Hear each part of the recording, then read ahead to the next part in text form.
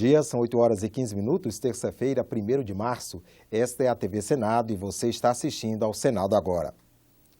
O trabalho à distância é uma modalidade que cresce em todo o mundo. Para as empresas, pode significar redução de custos. Os benefícios para o trabalhador incluem ganho na qualidade de vida e na produtividade. E para as cidades, pode representar menos trânsito. A regulamentação do chamado teletrabalho é um dos 33 itens que estão na pauta da Comissão de Assuntos Econômicos, que tem reunião hoje a partir das 10 horas da manhã. No trabalho à distância, o controle sobre a jornada diária é substituído por metas a serem cumpridas. De acordo com o projeto de lei, não haverá o pagamento de horas extras, mas o trabalhador tem direito ao vale alimentação integral e a metade do vale transporte. O empregador só pode visitar o local de trabalho do empregado para a vistoria inicial e manutenção de equipamentos, em dias úteis e horário comercial. Além disso, o empregador não responde solidariamente por acidente de trabalho que aconteça fora do ambiente da empresa, a menos que a causa seja equipamento fornecido pela firma ou se o acidente tiver ocorrido durante percurso entre o local em que o trabalho é realizado e a sede da empresa. Alterações na Política Nacional de Educação Ambiental e mudanças no Estatuto das Cidades. Temas em análise na reunião de hoje da Comissão de Meio Ambiente, Defesa do Consumidor, Fiscalização e Controle, que começa daqui a pouco, a partir das 9h30 da manhã. 17 itens estão na pauta. Um dos projetos em análise altera o texto da lei que regulamenta a Política Nacional de Educação Ambiental, aprovada em abril de 99. Uma das mudanças estabelece que a interdependência entre o meio ambiente, os seres humanos e os animais deve ser levada em conta nessa modalidade de educação. Proposta pelo senador Wilder Moraes, a mudança no Estatuto das Cidades torna obrigatória a definição das áreas verdes e das áreas a serem reflorestadas pelos planos diretores. De acordo com o artigo 182 da Constituição Federal, o plano diretor é o instrumento básico da política de desenvolvimento urbano. Para o autor do projeto, a medida vai contribuir no resgate do valor socioambiental das cidades. Confira agora a agenda de outras comissões do Senado que se reúnem nesta terça-feira. A Comissão de Ciência e Tecnologia elege novo presidente. O anterior, senador Cristóvão Buarque, deixou a vaga por ter mudado de partido. Saiu do PDT para o PPS.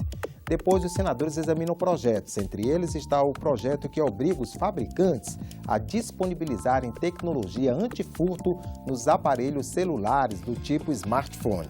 O primeiro item na pauta da Comissão de Educação é o projeto que determina que seja disponibilizado o acesso à internet aos alunos do ensino básico, tanto na rede pública quanto na particular. A audiência pública na Subcomissão de Acompanhamento do Setor de Mineração discute o atual contexto da compensação financeira pela exploração mineral para a competitividade da indústria mineral brasileira.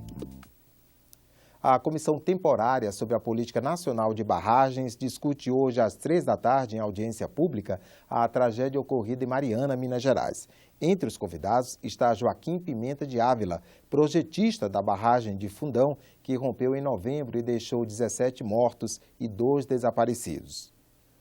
O plenário do Senado faz sessão deliberativa esta tarde. Na pauta, entre outras matérias, a medida provisória que autoriza o Banco do Brasil e a Caixa Econômica a adquirir participação em instituições financeiras. O texto também autoriza a Loteria Instantânea Exclusiva, Lotex, a explorar os eventos de grande porte, as datas nacionais, referências culturais e outros aspectos gráficos e visuais para aumentar a atividade comercial do produto. Os senadores também podem votar outra MP, a que reformou o número e a estrutura dos ministérios e secretarias do Poder Executivo. Um dos temas que devem predominar este ano no Congresso é a reforma da Previdência. O governo se prepara para propor mudanças nas regras de aposentadoria. O argumento é que o brasileiro está vivendo mais e quando alguém se aposenta aos 55 anos, por exemplo, pode viver mais tempo aposentado do que trabalhando. Além disso, o Executivo afirma que a Previdência tem um déficit que este ano pode ultrapassar os 100 bilhões de reais. Na Comissão de Direitos Humanos, o senador Paulo Paim se reuniu com representantes da sociedade civil para debater a criação de uma frente parlamentar e de entidades em defesa da Previdência Social. Eles afirmam que a Seguridade Social não é deficitária, como diz o governo. Tanto é superavitário que o governo a cada ano se aposta de um percentual expressivo para gerar o superávit primário, através do instrumento famigerado que surgiu como Fundo Social de Emergência, depois virou Fundo de Estabilidade Fiscal e agora é a desvinculação das receitas da União, a chamada DRU. O governo tira 20% das receitas do orçamento da Seguridade para gerar o superávit primário e diz que a casa tem déficit. Quem tem interesse em dizer que a Previdência está falida, quem tem interesse de criar uma instabilidade para o trabalhador que sonha com uma aposentadoria decente, para mim é principalmente os bancos, os grandes grupos econômicos que estão por trás, que vendem essa ideia de que a Previdência está falida e aí vai indiretamente dirigindo para você ir num Bradesco da vida, num outro banco qualquer, fazer uma previdência privada. O grupo reclama que a mídia só reproduz os números do governo sem dar espaço para o contraditório. Eles questionam algumas premissas defendidas pelo Executivo. Que idade mínima vamos estabelecer no Brasil, onde o homem gabiru do Nordeste morre aos 55 e o nosso longevo lá de Veranópolis, no Rio Grande do Sul, vai até 90. A população brasileira está vivendo mais? Mas ela está começando a trabalhar mais tarde também, não é? Isso envolve várias políticas públicas em que a gente não pode ver a Previdência como uma coisa isolada. Uma coisa muito interessante que a gente podia discutir, que é viável, rápido, para aumento de arrecadação, é a inclusão previdenciária, que ainda tem mais de 30% dos trabalhadores. E já está provado pelos dados do IBGE que a maioria que está fora são os maiores contribuintes da iniciativa privada, tipo os profissionais liberais.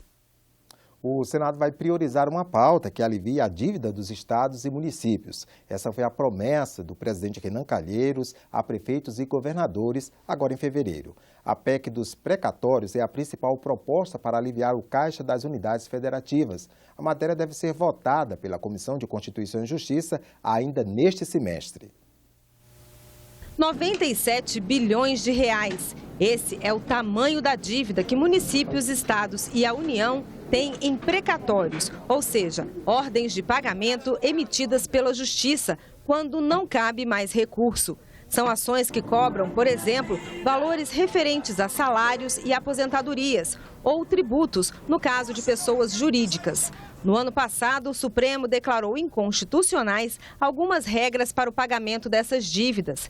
Entre elas, o parcelamento de valores atrasados em até 15 anos e a correção pelo índice da caderneta de poupança.